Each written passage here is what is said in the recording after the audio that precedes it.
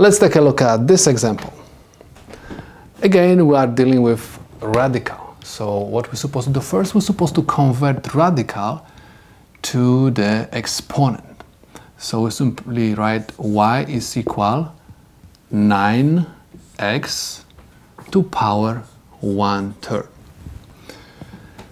So I'm going to use the formula for the derivative of constant times the power of x.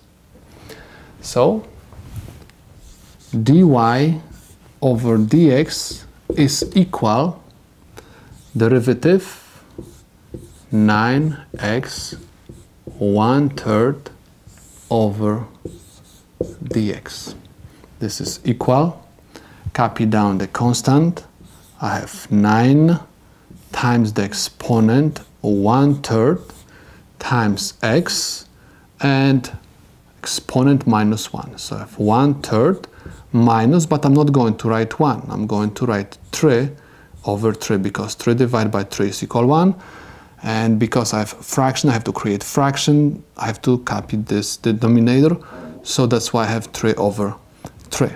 So I have 9 and 3 will cancel out. So I have 3x. 1 minus 3 is negative 2. So I'm going to have negative 2 over 3rd. So I can say that this is one of my answers, right? I can also write this as 3 over x to power 2/3, or I can say this is equal to 3 over cube root of x to the 2nd power. So either answer is correct. So I can say that problem is solved.